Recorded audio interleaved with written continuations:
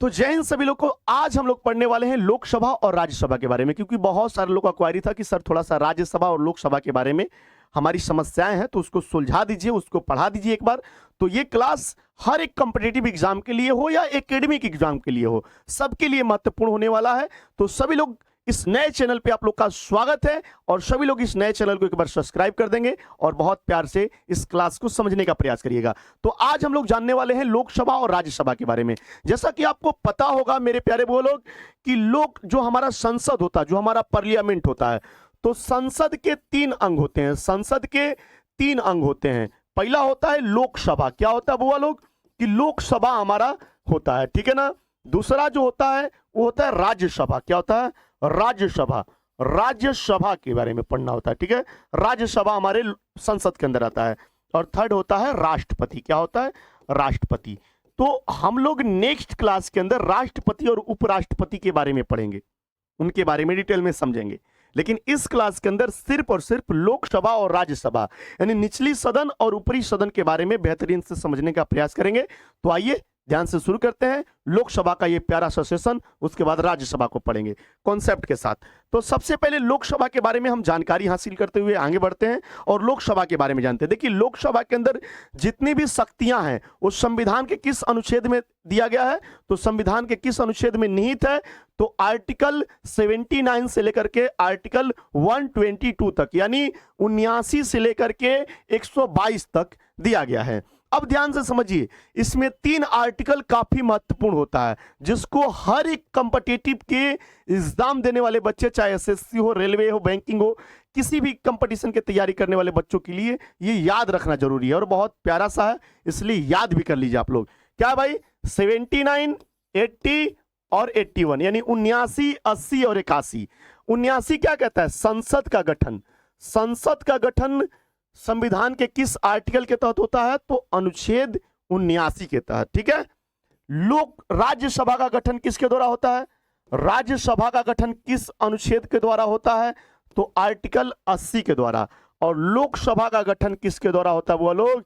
तो आर्टिकल 81 के द्वारा।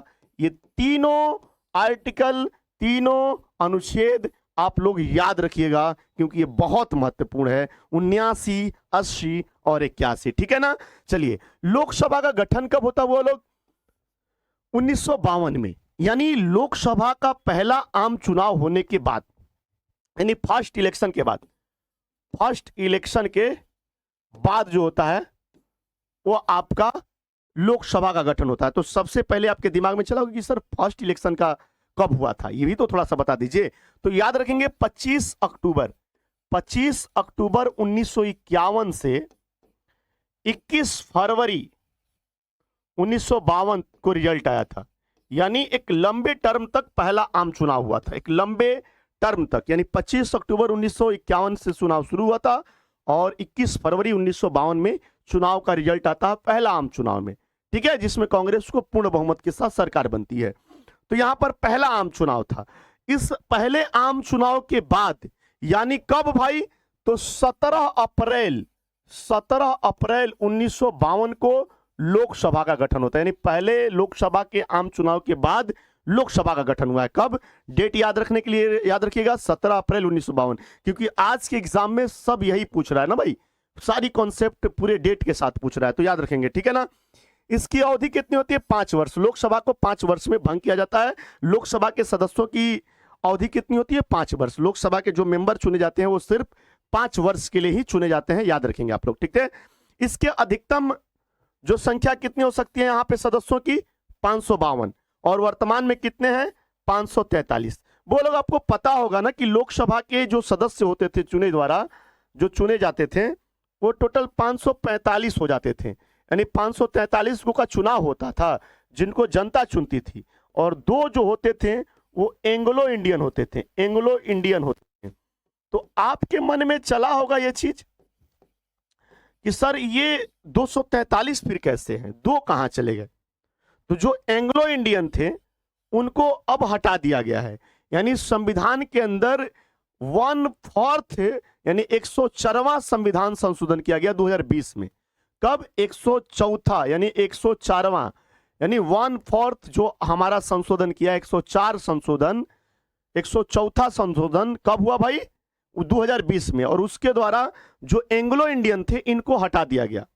तो वर्तमान टाइम में कितने हो गए? सिर्फ 545। एंग्लो इंडियन कौन थे?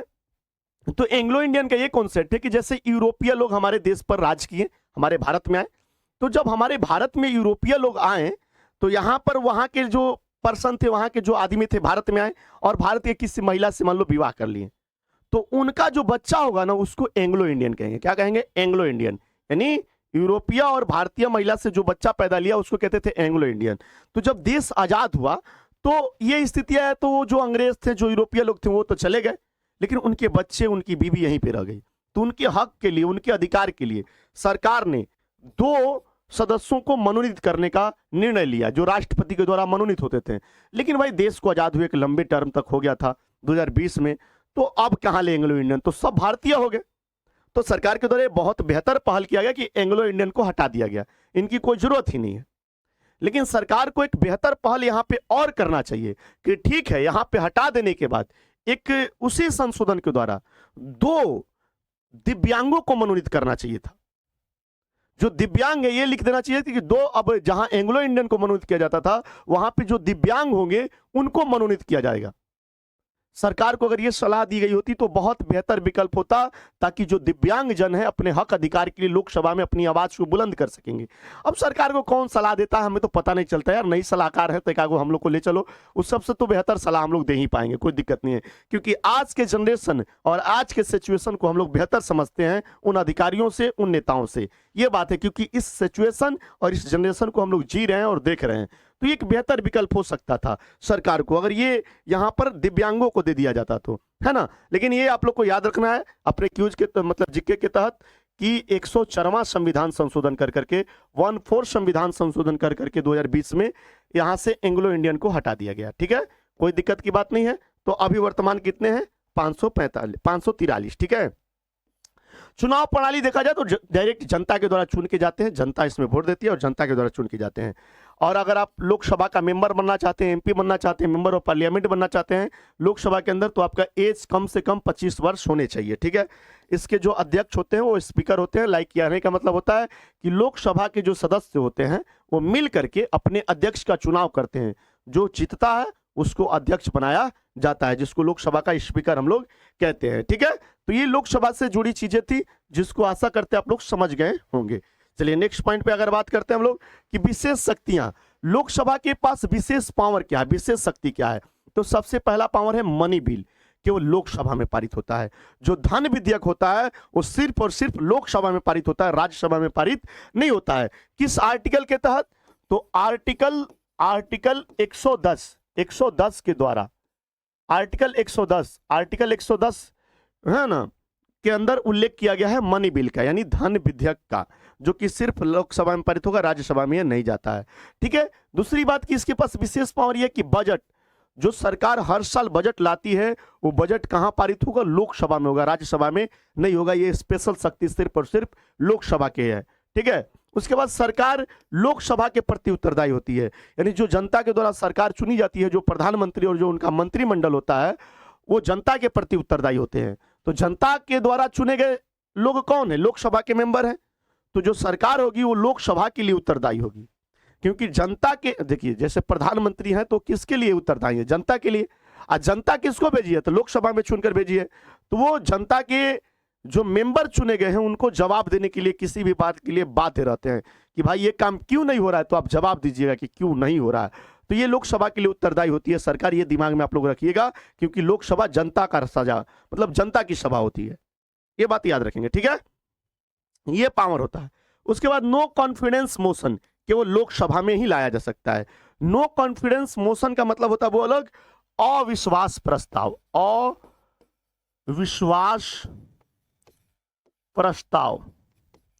अविश्वास प्रस्ताव सिर्फ और सिर्फ लोकसभा में लाया जाता है। तो आपके मन में चल रहा होगा ना कि सर ये अविश्वास प्रस्ताव क्या होता है? तो देखिए वो लोग याद रखिए कि टोटल लोकसभा में सदस्य होते हैं 543, जिसमें से 272 सदस्य जिस व्यक्ति को चुन देंगे वो देश का प्रधानमंत्री बन जाता है, देश का प्रधानमंत्री बन जाता है। लेकिन मान लीजिए कि विपक्ष को ऐसा लग रहा है कि मान लीजिए भी प्रधानमंत्री मोदी जी है, तो लग रहा है विपक्ष को कि अब जो भाजपा के सांसद हैं वही अब मोदी जी को पसंद नहीं कर रहे हैं, ऐसा लग रहा है। और विपक्ष को लग रहा है कि अब मोदी जी के पास 272 गो एमपी नहीं है, 272 गो मेंबर ऑफ पार्लियामेंट नहीं है। तो उस कंडीशन में विपक्ष का जो नेता होगा वो अविश्वास प्रस्ताव ला देगा और कहेगा कि मोदी जी को चुनौती देगा कि भाई आप साबित कीजिए कि क्या आपके पास 272 गो एमपी है। तो वहां पे वोट होगा। अगर 272 गो एमपी उनके पास रहेंगे तो वो प्रधानमंत्री जारी रखेंगे, अगर नहीं होंगे तो पुनः चुनाव होगा और प्रधानमंत्री कोई और बन सकता है। ये होता है अविश्वास प्रस्ताव, यानी एमपी मिलकर पीएम चुनता है। एमपी पीएम, याद रखिए, एमपी मिलकर के पीएम को चुनता है। मेंबर ऑफ पार्लियामेंट, देखिए एमपी पीएम, बस उलट देना है, यही बस कॉन्सेप्ट को समझ लेना है। एमपी मिलकर ही पीएम को चुनता है। तो कॉन्सेप्ट याद रखेगा, कोई कहेगा कि प्रधानमंत्री को कौन चुनता है, एमपी पीएम, एमपी पीएम को चुनता है, बात खत्म। एकदम शॉर्ट ट्रिक है, तो ये दिमाग में आप लोग के पास रहना चाहिए, ठीक है। तो ये होता है आपका अविश्वास प्रस्ताव। आशा करते हैं आप लोग को बात समझ में आ गई होगी। चलिए, मजा आ रहा होगा और हर चीज सीखने को मिल रहा हो तो लाइक करिएगा, कोई दिक्कत की बात नहीं है, दोस्तों को शेयर भी कर सकते हैं, ठीक है। आगे देखते हैं हम लोग राज्यसभा के बारे में। अब राज्यसभा की भी जो भी शक्तियां हैं वो हमारे संविधान के अनुच्छेद 79 से लेकर 122 के अंदर लोकसभा और राज्यसभा दोनों के बारे में दिया गया है, याद रखेंगे, है ना। जिसमें से 3 महत्वपूर्ण आपको याद रखा है, 79, 80 और 81। राज्यसभा का गठन होता है 1952 में, लेकिन कब, पहले ही 3 अप्रैल 1952 को। राज्यसभा का गठन कब होता है, 3 अप्रैल 1952 को, याद रखेंगे, 3 अप्रैल 1952 को। और इसका पहला सत्र चलता है 13 मई 1952 को। और राज्यसभा का पहला सत्र कब चला था, पहला सत्र याद रखेंगे 13 मई 1952 को। यह भी दिमाग में आप लोग रखिएगा, ठीक है। इसकी अवधि कहा जाए तो यह अस्थायी सदन है, इसको कभी आप भंग नहीं कर सकते हैं। लोकसभा तो भंग हो सकता है लेकिन राज्यसभा कभी भंग नहीं होता है, ठीक है ना। इनके सदस्यों की संख्या 250 होती है, वर्तमान में 245 है। राज्य के अंदर 229 गो राज्य के द्वारा चुन के गए हैं, जितने भी भारत के राज्य हैं। 4 केंद्र शासित प्रदेश से चुन के गए हैं और 12 सदस्यों को राष्ट्रपति के द्वारा मनोनीत किया जाता है। तो पूछेगा कि राज्यसभा के कितने सदस्य को राष्ट्रपति मनोनीत करता है, तो 12। वो किस फील्ड से होते हैं, तो होते हैं कला के फील्ड से, साहित्य के फील्ड से, विज्ञान के फील्ड से, वो चुन के भेजे जाते हैं।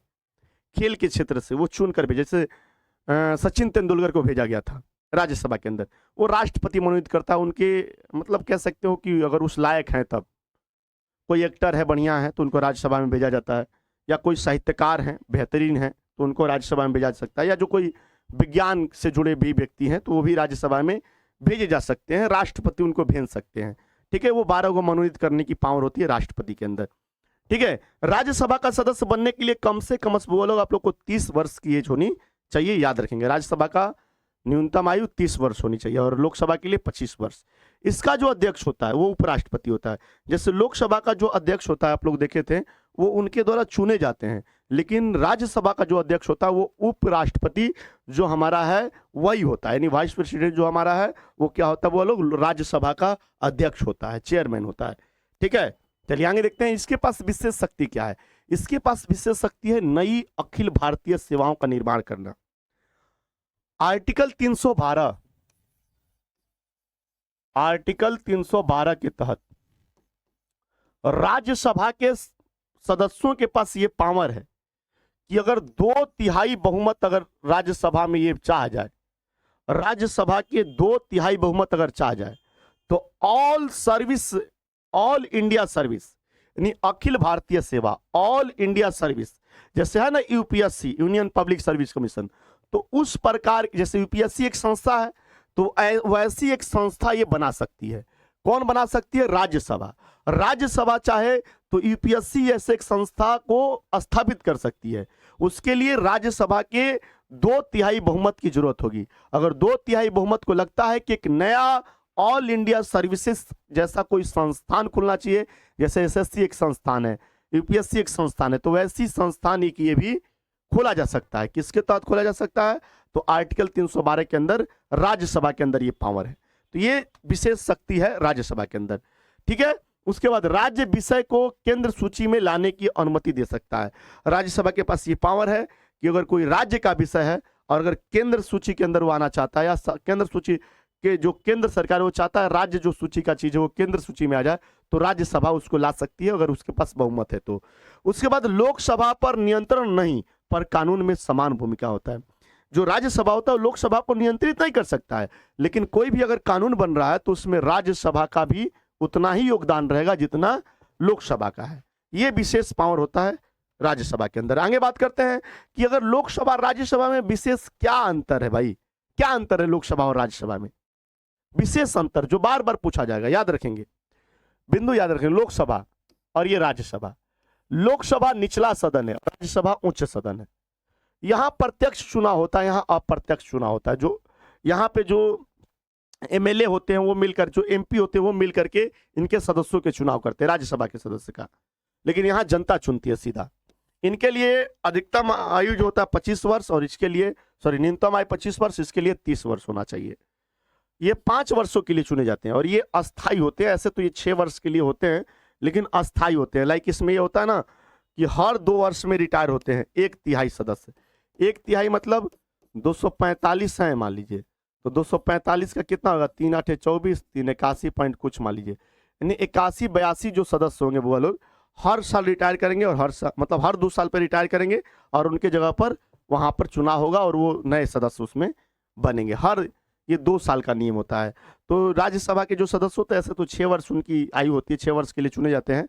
लेकिन हर इसी तरह 2-2 वर्ष पे करेंगे तो उस तरह से 6 वर्ष में चला जाता है, उतना कोई दिक्कत की बात नहीं होती है। उसके बाद मनी बिल को लेकर के, धन विधेयक को लेकर के, धन विधेयक को पारित करने की और लागू करने की सब कुछ ताकत होता है लोकसभा के अंदर। ये उस पर सुझाव दे सकता है कि ऐसे मत करो, है ना। सरकार उत्तरदायी होती है, सरकार जो होती है लोकसभा के लिए उत्तरदायी होता है, राज्यसभा के लिए नहीं। लोकसभा का जो अध्यक्ष होता है वो लोकसभा के सदस्य द्वारा चुना जाता है, स्पीकर होता है। और राज्यसभा का जो अध्यक्ष होता है वो उपराष्ट्रपति होता है। तो ये बात भी आप लोग रखेंगे दिमाग में। आशा करते समझ में आ रहा होगा आप लोग को, ठीक है ना। दोनों सदनों का संयुक्त कार्य क्या है, लोकसभा और राज्यसभा का क्या काम है जो दोनों लोग करते हो, दोनों लोग मिलकर करते हो। पहला चीज कानून बनाना दोनों का काम है। लोकसभा में पहले पारित होगा, फिर राज्यसभा में, फिर उसके बाद राष्ट्रपति जब साइन करेगा तो कोई भी एक्ट, कोई भी कानून बनता है, ठीक है ना।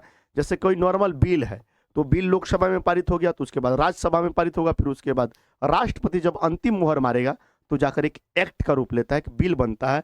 ये नियम बनाने का ये तरीका होता है, तो दोनों का योगदान होता है। संशोधन पारित करना, अगर संविधान में संशोधन करना है नॉर्मल, तो राज्यसभा में पारित हो सकता है, लोकसभा में भी, कोई दिक्कत की बात नहीं है। राष्ट्रपति के चुनाव में भाई दोनों भाग लेते हैं और उपराष्ट्रपति के चुनाव में भी दोनों भाग लेते हैं।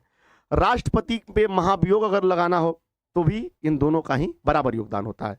ये भी बात आपके दिमाग में चलते रहना चाहिए। कोई दिक्कत की बात है तो बताइएगा आप लोग, नहीं है ना। चलिए, इससे जुड़ा अंतिम पॉइंट जान लीजिए जो सबसे ज्यादा पूछा जाता है इस पॉइंट से क्वेश्चन लोकसभा राज्यसभा से। पहला, धन विधेयक कहां लागू किया, धन विधेयक कहां पारित होता है? तो केवल लोकसभा में, राज्यसभा नहीं। अस्थायी सदन कौन है? राज्यसभा। लोकसभा का अध्यक्ष कौन होता है? उसका स्पीकर जो लोकसभा के सदस्य मिलकर चुनते हैं। राज्यसभा का पदेन अध्यक्ष कौन होता है? उपराष्ट्रपति। अविश्वास प्रस्ताव कहां लागू किया जाता है, कहां लाया जाता है? लोकसभा के अंदर। राज्यसभा में राष्ट्रपति के द्वारा कितने सदस्यों को मनोनीत किया जाता है? 12 सदस्यों को। लोकसभा में मनोनीत सदस्य अब समाप्त कर दिया गया। जो लोकसभा में 2 सदस्य मनोनीत होते थे वो समाप्त कर दिया गया है। किस अनुच्छेद, मतलब किस संशोधन के द्वारा? 104 संशोधन के द्वारा। कब? 2020 में। ये पॉइंट आपसे पूछा जा सकता है। तो आशा करते हैं कि वो लोग लोकसभा से जुड़ी चीजें आपको एकदम शॉर्टकट में और बेहतर तरीके से मेंस और प्री के दृष्टिकोण से हमने बताया, हमने समझा, एक एक नॉलेज आपको सीखने को मिला होगा। तो आप लोग जरूर सपोर्ट करेंगे और फिर मिलते हैं नेक्स्ट क्लास में। जय हिंद, जय भारत।